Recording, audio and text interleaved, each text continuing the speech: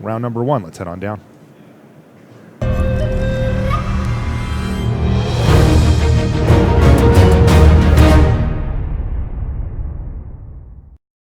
Hello and welcome back to coverage here at Grand Prix Oklahoma City. I'm Marshall Sutcliffe in the booth with Jacob Van Lunen. Thanks for coming along. We're happy to have you as we get into, well, at least from a viewership perspective, Magic's most popular format, Modern. People love watching Modern. I love watching Modern as well. I do too. And we get to do it all weekend long, Jake. We've got round 1 lined up for you right now, where, let me take a look here. It looks like we've got Slivers. Oh, that's up my alley. Whoa. Oh, we've got the Sliver expert in the booth to cover Slivers. Now, this might be a little different than when you won the Pro Tour playing Slivers, because it was limited when you won. Yeah, and we were also winning like on turn 4. Yeah. Where they're not going to do that. Right, and well, we'll see. They could. They're very capable of doing so. Yeah, Bryan might actually do that. Across the table, Benjamin Wyss is on Esper control, and let's see, what do we have right? It's a reflecting pool. Oh, I love reflecting pool, though. Yeah, not that artwork, Bryan. Come on, buddy. It also not the best turn 1 land, not producing any sort of color of mana. Right. You really want an Aether Vial on the first turn when you're playing the Sliver deck. All right, what is that, a Predatory Sliver there? Yeah, so Predatory Sliver says that all of your Slivers get +1/+1. So it itself is a 1/1, but because it grants the bonus to itself, it's a 2/2 for 2 mana. And things start to snowball out of control if the opponent doesn't have enough removal spells to defeat the Voltron of Slivers. Now, can you give us a quick snapshot of how Slivers work for people? I think that they haven't made them in a while. What was it, M12 or I don't remember the last time, but it was whatever M set that they came out in. And before that, there had been a long stretch, but they've actually been put into numerous sets over Magic's history. Can you give us just a snapshot of what Slivers are all about? Sure. So they're the ultimate tribal creature type. Yeah. Every single Sliver grants whatever ability it has to all Slivers. So the more of them that you get into play, the more powerful they become. And they're very good at punishing opponents that don't play removal spells because of how quickly they can snowball out of control. This makes them really good against decks that are kind of without removal and are just all threats, things like humans, which have been quite popular in the last month and a half or so. And would you put the deck that we see here, Esper Control, in that list? I would not. No Esper way. Control has a lot of removal. Yeah. And here, even Spreading Seas, a card which is usually quite weak in this matchup, seems pretty strong because, okay, well, the Reflecting Pool turned back on now. Well, it's been, turned off and then turned back on again. That Unclaimed Territory, of course, new tech, right? That one from Ixalan, but really a help to these tribal decks where if all your creatures are these Slivers anyway, who cares? What is that, an Aether Vial there? That is. So okay. Not the turn you want it, however, still a powerful card in this matchup, especially because if Benjamin's just trying to 1-for-1 over and over again, then he's going to be in a frustrating situation. Yeah, so this is a Sinew Sliver also on the bottom of the screen. Which is the same thing as Predatory? Yeah, it's just a white Predatory Sliver, essentially. So now they're both 3/3s. Right, and this is a serious clock, though I have to say that this is really not the matchup I would hope for if I was Bryan, Dubois, and I sat down against my round 1 opponent, and they're playing a removal-heavy control deck. Pretty good, pretty well set up against creatures, generally speaking. The thing about Benjamin's deck is that it's very possible that he does not have access to more than 1 or 2 board sweepers in his main deck. So if Bryan's able to dodge those and Benjamin wants to play the 1-for-1 game, then Aether Vial can do a really good job of punishing Benjamin by making sure that Bryan's creatures are uncounterable. So here's Condemn.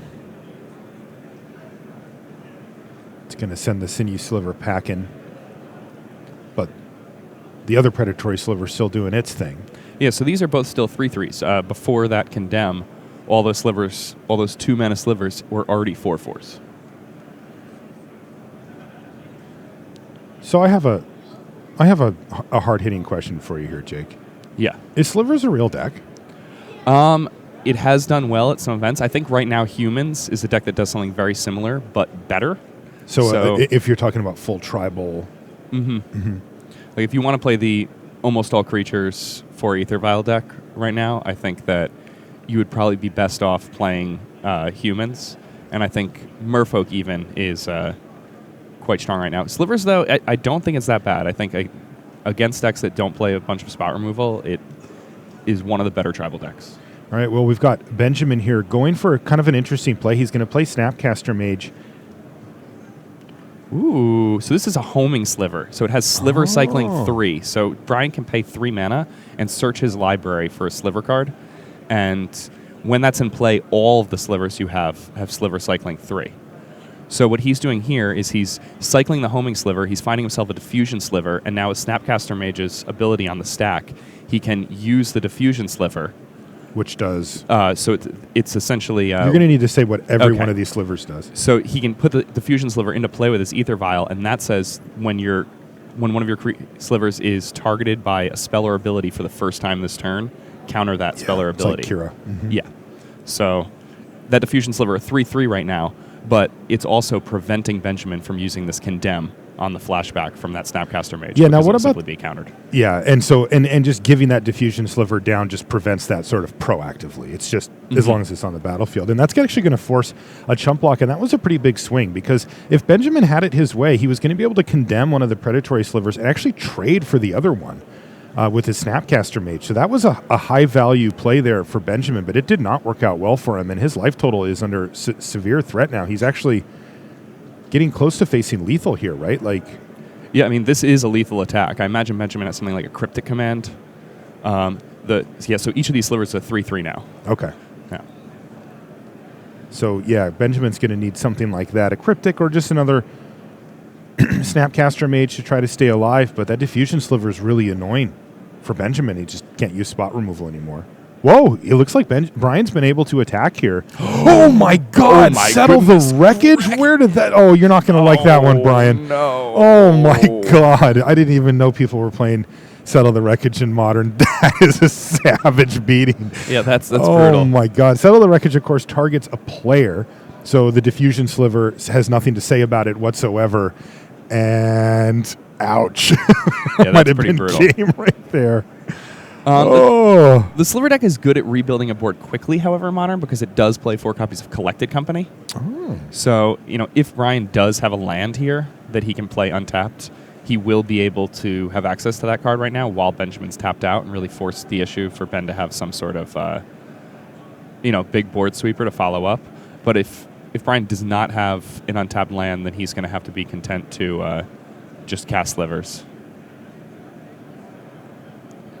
So another Sinew Sliver here for Bryan now. So he's going to have to start slowly rebuilding his board after that savage blowout from Benjamin. I didn't see that coming. Did you? No. No, sir. Oh, so this is a Sedge Sliver here coming down via Aether Vial on Benjamin's end step. And what this does is it's a 2/2 Sliver for 3 that gives all of your other slivers +1/+1 if you control a swamp, and it also gives them regenerate for 1 black. Wow, that's powerful. It's really powerful. So all of a sudden, Bryan actually has rebuilt this board. Yeah. And he's starting to kind of look good again. Now, the interesting thing, though, is that with the diffusion sliver gone, also, whoa, that Aether Vial's at 4 now? Does he play? I'm not sure what it could be. It could be something like Telekinetic Sliver. What is that? I don't even know. So that's a 4-mana 2/2 Sliver that gives all your slivers tap to tap target permanent. So it's essentially an opposition. Oh, I love that. And I do remember that one now that you mention it. But yeah, that's awesome. And I mean, because he's playing Homing Sliver, it would stand to reason that he does have some sort of a toolbox or access to it at least. Where he might have a bunch of one-of slivers that are specifically good in scenarios, but in specific scenarios, I should say. Precisely, yeah. So this is an attack for 7 now.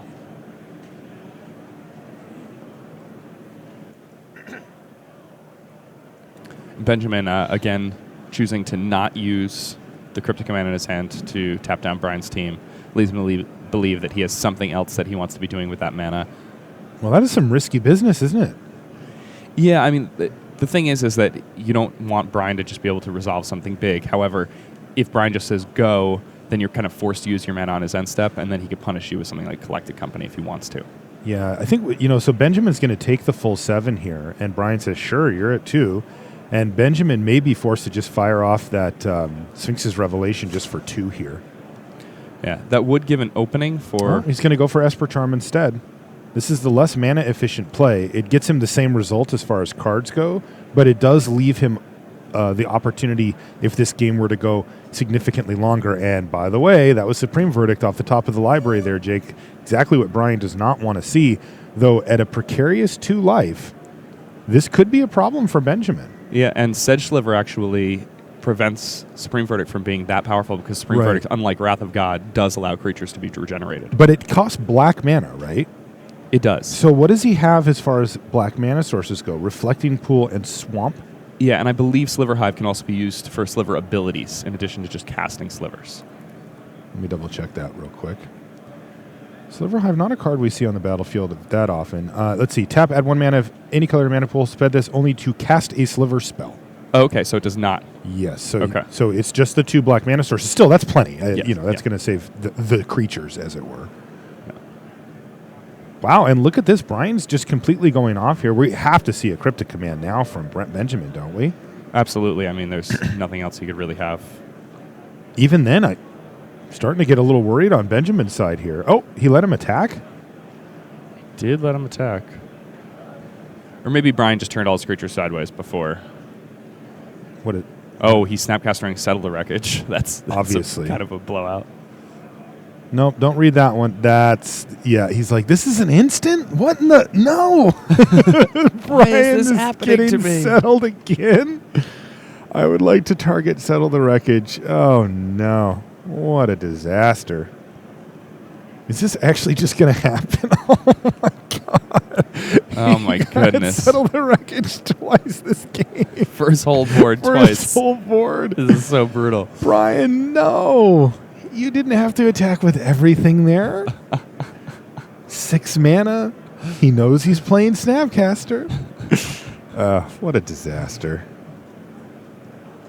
So I think the correct play from Bryan there would have been to attack with some number of creatures that was lethal, but leave back that Sedge Sliver, right? Getting that exiled is a major problem. Because now Benjamin gets to untap, and like, for example, he'll probably just play Supreme Verdict here, right? And that actually gets the job done in this case. Also, why is it Aether Vial on 5?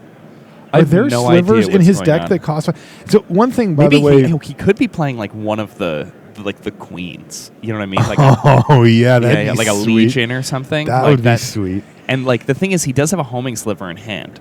Okay. So it's very possible here that Benjamin Supreme Verdicts to wipe the board, and then Bryan uses a Homing Sliver and goes and finds some lord of some gigantic king of the monsters. Yeah. So the thing is, by the way, if you guys are wondering why we're speculating on this, it's because we don't actually have the deck list. This is round 1 of the GP, and these deck lists were submitted. There it is! It's Sliver Overlord. It is! Oh, man.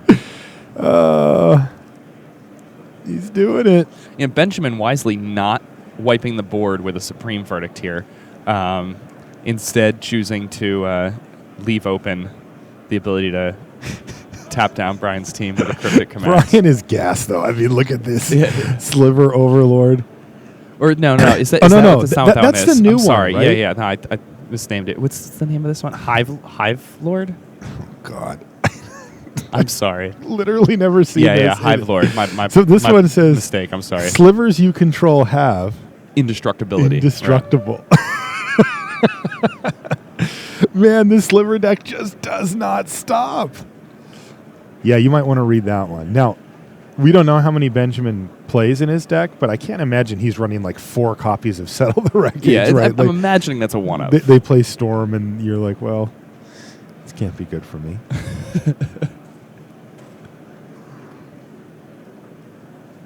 Now what? Oh, did he just activate Colonnade? Yeah, he's just dead. He's just dead. He didn't tap down the team. I think I would have probably used my Cryptic Command there. Yeah. What does he have? Oh, okay. Path. No. So he has. Oh, that's a 1/1 flyer. Yeah. So they're not pumped. So. Oh man. So he just goes to 1 here. Wow, Benjamin. He likes playing with his fire here, doesn't he? Yeah. He is down to 1, but hey, he's still in a good board state. Yeah, he's really trying to maximize value at every stance because, and again, this is a play that he was setting up from a while ago because now if he wants, he can just go, I'd like to gain 4 life, draw a bunch of cards. Okay, well, he's just going to chip in. Oops. Yeah. And in doing so, Bryan able to activate his Sliver Hive and make a 1/1. You mean like a lethal 1/1? Now, of course, we do have a 2-powered lifelinker coming in, but yeah. So he's careful, just buddy. He's trading with the Snapcaster here.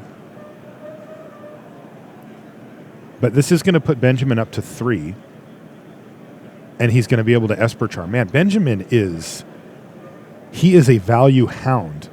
He's just going to make him discard the 2 cards here. Now, is he going to cast that Sphinx's Revelation? This has to be what he was setting up for, right? Yeah. He says, I want to have you on 0 cards. I want to be alive. Well, now it's a tap land. Is he going to be like, nah, just go? Yeah. Just want some he one wants more to get card. that value. Yeah. Oh, Benjamin, I'm loving this. Now, he's going to be also a forced fan. to do something here. Yep. Though, interestingly, Bryan just stone cold top decking here really doesn't have an attack because of the Celestial Colonnade. He can't just throw away one of his slivers, right? Yeah, I mean, in it we seems go. kind of rough. I would still just go for that for the rev here because it's a rev for 4, and that makes this attack, not nearly as good. And this one just has to be over now, right? I mean, at this point, it must be. You got to admire Bryan for fighting, though. I mean, he had 2. He kind of walked into the first one. I understand, right? You're like, not Settle the Wreckage isn't a commonly card played in Modern, but the second one, well, he got a little feisty with that one. Yet here he is, still battling. Yeah, and I mean, the thing is that it's unlikely your opponent's going to be playing more than one of a card like Settle the Wreckage. I mean, it's unlikely your opponent's even going to be playing one a lot of the time. Mm-hmm. But once you've seen the one, you know when you're playing against this deck that your opponent's going to be packing multiple copies of Snapcaster Mage. Oh, no, look at this. So Jace Architect of 6 Thought, pretty good against 2 1/1s. So he's going to plus Jace. Of course, Jace's +1 is whenever you get attacked by a creature, that creature gets -1, -0 until end of turn. So that's effectively just turning off Bryan's attack step because he's got a 1/1, a 1/1, and another 1/1. So at this point, Bryan churning out these 1/1 slivers, but it's unclear whether or not they're going to be able to be big enough to actually finish this game. They can grow in a hurry, though. You get draw Collect a Company. By the way, Benjamin's not worried about what Bryan's up to anymore. He's just drawing his own cards. This time, Esper Charm's going to draw him 2 more. And, well, this is kind of the dream for the control deck, right? I mean, this has been a very kind of classic control versus creature-based matchup. And, now we get to see what it looks like when the control deck does its thing. It turns the corner, as we say. It, ends up being the one who's going to win. Yeah, a lot of the time people are like, oh, we got him down to 1 life. But the control deck uses their life total as a resource. That's right. It's important to remember that. And Benjamin did a beautiful job of that this game. He was able to eke out every single little bit of value that he could have. Yeah, and now we're just kind of in cruise control here. Yeah. It's just a matter of time, Oh, nice. Search for Escanta. This card's been seeing quite a bit of play in Modern, by the way. And every time I've played with it in my deck, I've been extremely impressed.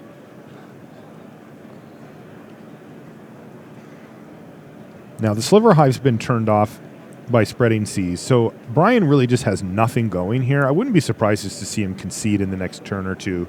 Once Benjamin says, hey, I'll fire up this Celestial Colonnade and attack you with it. It's kind of like the writing's on the wall at that point. Especially with Search for Escanta now. Yeah, Ben just might play Elspeth right now. I think he has Elspeth Sun's Champion in hand. Seems good. Yeah. If you want to do something with 6 mana, that might be the best thing you can do is 6 mana right now. By the way, does he still have that Cryptic Command in his hand? Yeah, he does. He's never used it. Oh, man. I mean, if there's a card that you can afford to not use, Cryptic Command's the best one because it's such a catch-all answer. That's right. There's a Sinew Sliver off the top for Bryan, but, many answers here for Benjamin Wyss. Well, What do you want to talk about now, Jake? Because now they're in cruise control. we got a little Here's time another ahead cryptic of us. command. Okay, that's the concession, right? It's gotta be. Like, if you're Bryan and you see that he has cryptic and you have nothing in your hand. No? All right. Tough guy, huh? All right. All right. I like it. I like it. It's got a little fight in him. The reason, by the way, why I would advocate for a concession here is because, this game did take a while. Yeah. And it is going to take another few turns here. Like, we're talking about a while still. As the board sits, it's probably going to take 4 or 5 turns. Yeah, so here there's Sentinel Sliver. This gives all Slivers vigilance, and he's going to cast that, and then he has a Sliver in play so that he can activate a Sliver Hive. Right, you have to have a Sliver in play in order to activate it, and before it dies, he's going to go ahead and make one. But anyway, the clock's a consideration is where I was going before. Oh, well, look at this. This is a... is it a... Oh, he's not even casting it? It's Secure the Waste, I believe? Yeah, it is Secure the Waste. Benjamin is just ultimated Jace. He's going to go get some sweet Sliver. Yeah, he's going to... Now, this is too funny. And this thing, like, I admire Bryan. He's taking his medicine here, but basically, he gets Benjamin gets to search up each player's library for a non-land card and exile it, and then he can cast those for free. Yeah. So there we go. We've had enough. He didn't want to let him search through his library, I guess. Yeah. I mean, there's obviously quite a bit of trickiness to Bryan's deck with homing Sliver interactions, so... Now, Benjamin was already 100% to win for a few turns. That's right. Interestingly, though, one thing that we did get to see a little bit of there was, perhaps a couple of extra cards that Bryan got to see that he wouldn't have. And that, of course, is the argument for hanging in there. Because, of course, Bryan knew he wasn't going to win that game, once it hit that point. But, the strategic discussion starts to shift to the minutia, right? It's like, well, I need to win the next 2 games. Am I going to have enough time on the clock to do that? Now, it's sitting at 30 minutes on the clock. That's plenty. That you could certainly do it. But at the same time, if you get down to turns and you needed 2 minutes and you sat there and let your opponent be like, oh, I'm going to, do all these crazy things. And, you could have conceded 2 minutes earlier. You're really going to kick yourself because you were not winning that game. And you could give yourself a chance to do it. The flip side of that coin, though, is, hey, I have enough time, I think. I'm going to play briskly and I'm going to have 30 minutes or whatever. And I get to see more cards from you because... Look, when your opponent goes settle the wreckage on you, you're like, okay, you're playing some spicy stuff in here, right? This isn't necessarily a deck list that I'm familiar with. And, we saw this, what's it called? The 1/1s. The Secure the Waste. Secure the Waste, yeah. thank you. I mean, that's we see Secure the Waste. About. Yeah, like when you're playing a bunch of small creatures and your opponent's like, go, that's a card you're going to want to have in mind. So there is a, kind of a back and forth there. All right, well, it looks like we've got Buzz Pounds against Nathan Segrest here. This is blue-green Merfolk. And by the way, just to give you an idea of where we're at here, this is game 3. So our first game did take a while. Yeah, there you go. That was Casey kindly reminding Buzz that you do, in fact, need to tap your lands when you cast your spells. Nathan's down to 15. In a matchup that I would assume is a bit of a nightmare for him. Yeah, this matchup is one of the is not particularly fun. It's kind of like a fishbowl, if you will. Like you're just playing. Wow, you're on fire today, Jake. It's like shooting fish in a barrel. Yeah, I agree. Yeah, well, I mean, you're both kind of just playing against. It could be like a cardboard cutout. It's a race to 20. I don't know. I was thinking about it much differently than that. Oh, yeah, well, obviously, I was thinking about the fish. Yeah, that analogy. too. But also just like the fact that the red-white burn deck is going to have access to just a ton of removal spells. How does a Merfolk deck keep a threat on the battlefield? And we know how critical it is that Merfolk keeps critical mass of Merfolk, right? Call it 2 to 4 of them to be really like you're dead in 2 turns. If they're just like bolt that one, kill that one, that can be a tough fight to fight for the Merfolk deck. Yeah, so it's hard because the red-white burn deck plays so many cards that are specifically for the face. Yeah, like we see a lava spike in the graveyard. It's really hard for them to play. Oh, Molten Ray. I'm surprised you'd want that card against an Ether Vial deck. But that would have been game. It could have been. Pretty close to it on one land there. But like you said, Ether Vial is active, so it's not like you can't do anything. Yeah. So especially in post-board games, the Merfolk deck gets to, fight the good fight with Dispels. Also, Silvergull Adept's really good at catching up in terms of cards, if that's the plan. I see. So if Buzz wants to 1 for 1, also very good in that regard. If Buzz wants to 1 for 1, these are the tools that Nathan can have to fight that. Exactly. Okay. And it looks like Buzz is actually playing a pretty interactive game here. I mean, he's brought in Molten Rains. He's got Path Exile on his deck post board. But again, this is a risky strategy when you're playing a deck like Red, White, Burn, because you're basically counting to resolving 7 cards. Or if they have fetch lands, to resolving, like 5 or 6 cards. And if you're using cards to get your opponent's things off the table, then it requires you drawing many more cards in order to, hit that limit. We're going to see, a nice one there. Searing Blaze from Buzz. And that means that Nathan's going to take 3. That's like 2 for 1 city, right? Absolutely. So that's exactly the kind of card you want, where you're able to use a removal spell and also count to that number of critical spells that you need in order to finish the game off. It's funny, even though Buzz has drawn 4 lands here, which is plenty for this deck, Nathan, his Spreading Seas actually is still doing something. Like it would have been a good opportunity for Buzz to fire off the Boros Charm that he's got in his hand just while the shields were down for Nathan, because that's what that's going to do. This game is just hit him for 4 anyway, but he actually couldn't because he needed double red and red-white in the same turn. Couldn't do it. So you're a pair of Branchwalkers both drawing Nathan an extra card. That means he's finding a bunch of lands, which he doesn't necessarily want to do too much of, but at the same time, he's very happy to not be drawing those lands in the future. And is he starting to slowly turn this thing around? This is getting kind of interesting, right? I mean, this is kind of an interesting game. Like, looks like there's Nathan's at deflecting 12 palm in Buzz's hand. That's an interesting one.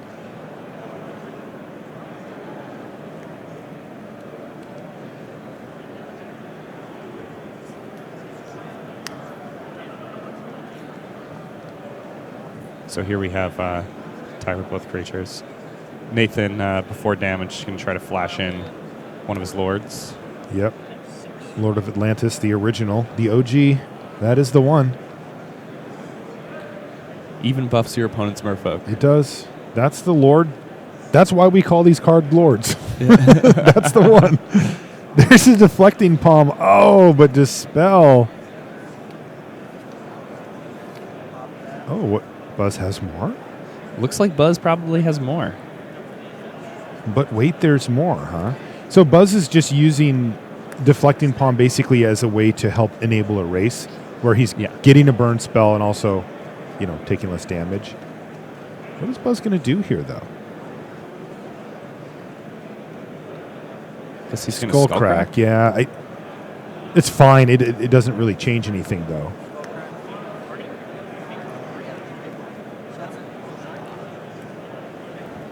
Yeah, so Nathan down to 9. Pretty safe. Buzz only has 1 card in hand, so he's going to need to get at least 2 more draw steps in order to win this game. And it looks like Nathan's going to be able to close this one long before Buzz is able to find those 2 draw steps that he needs. So here Buzz has a Path to Exile and a Boros Charm in hand, but only 1 white mana available to him. You know what's weird? Like, Skullcrack says damage can't be prevented this turn, but doesn't... I guess it doesn't matter because he was going to get countered anyway, but that would have actually bricked the deflecting palm, half of the palm. Yeah. But it didn't matter because it was getting countered anyway. Oh, that's fun. So if they palm you and then you gain life in response to the palm and they skull crack you, their palm doesn't prevent damage. That's right. That's a good interaction. And they also don't gain the life. Yeah, it's not good. But, just if you wanted to do a snapshot on this match, I mean, look at the board state now. Nathan has cleanly drawn out of his missed mana thanks to Ether Vial and his Merfolk Branchwalkers. And he's got this massive board state now ready to crash in and give the fish deck, the Merfolk deck, the 1-0 start here in OKC. Very cool. Yeah, now this is when people were switching the mono-blue Merfolk deck to a blue-green Merfolk deck, this is one of the matchups that a lot of people were worried about. They're saying, hey, one of the advantages of Merfolk is that we don't take damage from our lands. We have, the best burn matchup ever. And the thing is that even when you put 1 more color in the deck still murders burn. Does it? Yeah, you get to play Dispels in your sideboard in a deck that's like a pile of value creatures that draw you extra cards and that also apply pressure, right? It's not like the burn deck just gets to sit there and draw 5-6 extra cards in the late game. Yeah. And look at this attack now from Nathan Segrest. 3, 6, 9, 10, 11 damage, plenty lethal. Now, what happens if Buzz uses Path to Exile to kill the Lord? He would survive at 1? Well, I believe what happens is Nathan flashes on another Lord. Well, I'm just saying, let's just say that were to happen, right? Yeah. Well, in that case, he would go to 1. Yeah. Okay, so let's see what happens now.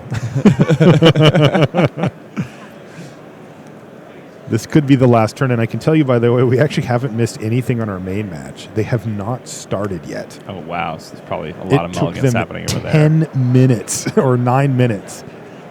And there we go. That is a lethal Lord of Atlantis. You want to take 9? Yep, that's going to do it. Let's head back to our main match. Fish off to a good start here, though, in OKC. And we are underway. This must have been a ton of because remember when we were having that discussion, we were just under 30 minutes.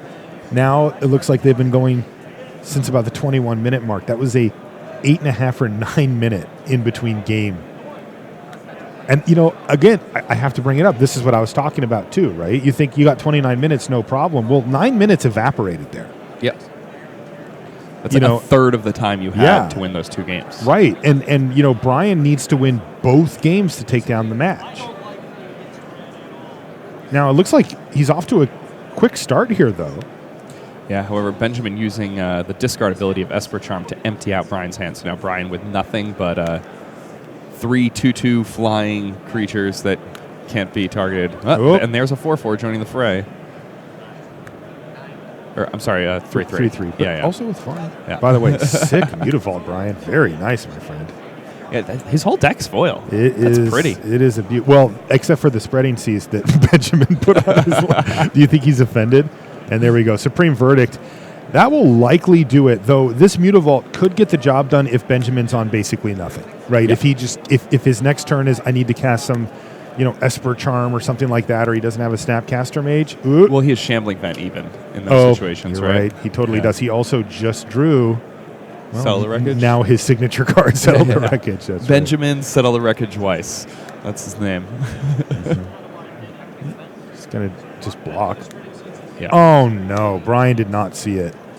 Ugh. That is unfortunate. He's got Mirror Entity to follow up. That's a pretty sweet one, though. It won't do anything either. That's so sweet. It is really cool, but right. it's also not relevant. So for those of you that don't know what Mirror Entity does, it's a 2 colorless and a white for a it's a shapeshifter. It's a 1/1, and you can pay X. It has changeling, so does all creature types. But you pay X, and then all of your creatures become base XX creatures with all creature types. That's right. So you can, collect a company for Mirror Entity on their end step, and then if you have a couple slivers in play, you tap 5 lands, and their base power and toughness becomes that number. So this they still get all the interesting. bonuses. Look at this, Jake. We have Jay's Architect of Thought coming back down on the battlefield, plussing, which can shrink the Mirror Entity. But right now, he's got 4 mana sources. Oh, but he drew something else. What is that? I believe it's the double strike sliver. It is, yeah. That works pretty well with Mirror Entity. I believe Benjamin does have a Supreme Verdict and/or Settle the Wreckage in hand, though. We talked about the Settle the Wreckage. Yeah, we know the Settle for sure. But this is going to be a tough one because that's the second time that Bryan has kind of walked into either an onboard or a potentially hazardous scenario and been punished for it both times as well. Mm-hmm. And there's that Supreme Verdict. And these are just so hard to come back from. This is the control deck living in its environment. It's just getting value, right? 2 for 1, 2 for 1. That was a homing sliver off the top, by the way, for Bryan. So we haven't seen a homing sliver actually in play yet, but an interesting interaction that can happen is once you play the homing sliver, then you can just start using any sliver you draw to sliver cycle, and then if you have an Ether Vial in play, you can just put them into play. I like your theory. I do, Jake, but this one's over. Yeah. That was Elspeth Sun's Champion hitting the battlefield on 6 mana. And anybody who's ever seen that card in play knows how quickly it completely dominates a game. It's going to make 3 soldiers per turn, and then on 7, it'll give them all +2/+2 in flying. And even then, the soldiers themselves are just usually enough to get the job done. And then on top of it, you have to keep in mind that Bryan doesn't, he has to try to get through on the ground unless he has one of his slivers that gives flying to all of them. It's just an incredibly difficult card to beat, and I don't think he's going to do so. I don't think so either. I mean, Elspeth Sun's Champion is one of the best planeswalkers ever printed. It's hard to get on that list when you're a 6-mana card. But I'll tell you one thing that, yeah, Elspeth is great at is closing out a game, just straight up. Yeah. Ends the game, prevents your opponent from playing big stuff. Oh, there's a Frenetic Sliver on the battlefield now. Does that have is that a phasing thing? Yeah, Slivers are able to, you can flip a coin, and so I think you pay 0, and then if the creature is still in play, you flip a coin, and then if you win the flip, the creature phases out. And then comes back into play at the end of the turn. And if you lose the flip, you just sacrifice it. Yeah, they don't. The wording is actually just that, like, it just gets exiled and returned to the battlefield. It blinks it, basically. Yeah. But whatever. And if you lose the flip, like you said, that you end up sacking it. But this is sad. I'm sorry, Brian. Sweet deck, though. I like the deck. I love it more. That is a very you have a particular affinity for Slivers. They've been good to me. Indeed. They've been very good to me. And they are, historically speaking, one of the most popular types of card, tribes. Yeah, I mean, when you're a kid and you start opening up Slivers out of your Tempest block packs. They're not anymore. I mean, if you started playing Magic in the last, whatever 4 years, like you're like, what's a sliver? But they, like I said, they've held their place historically multiple times. It wasn't just like one shot, but I mean, you go back all the way to Tempest, and there's slivers around. They have an original appeal art to them. Yeah. What's that? I have some Sliver original art in my office. You do? Yeah. What do you got? I have Homing Sliver. Do you really? I do. You have the original art for Homing Sliver? Yeah. Like, you have the actual painting? Or did you buy, like, a print? Like, I bought a painting at a GP. That is awesome. Yeah, it wasn't even that expensive. Apparently not many people are that into Homing Sliver. Well, not at the time. I'm assuming you've had this for a while. Yeah, I've had it for a long time. Okay. Yeah. Well, I'll just, without going any deeper on this subject, I'll say that may have changed. These are hot commodities. So, what we have now is an ultimate from Jace. By the way, the reason that Jake and I are talking about original Magic artwork right now is because this game is over, very over. There's an Elspeth just taking over, right? And Jace just ultimated, and round number 1. Let's head on down.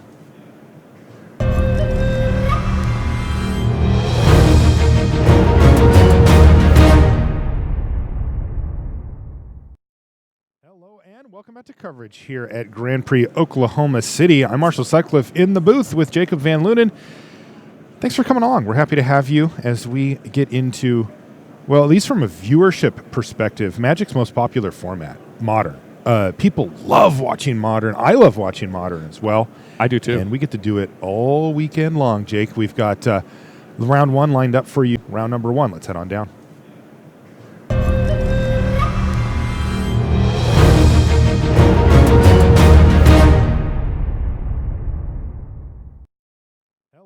Welcome back to coverage here at Grand Prix Oklahoma City. I'm Marshall Sutcliffe in the booth with Jacob Van Lunen. Thanks for coming along. We're happy to have you as we get into, well, at least from a viewership perspective, Magic's most popular format, Modern. People love watching Modern. I love watching Modern as well. I do too. And we get to do it all weekend long, Jake. We've got round 1 lined up for you right now, where, let me take a look here. It looks like we've got Slivers. Oh, that's up my alley. Whoa. Oh, we've got the Sliver expert in the booth to cover Slivers. Now, this might be a little different than when you won the Pro Tour playing Slivers, because it was limited when you won. Yeah. And we were also winning like on turn 4. Yeah. Where they're not going to do that. Right. And, well, we'll see. They could.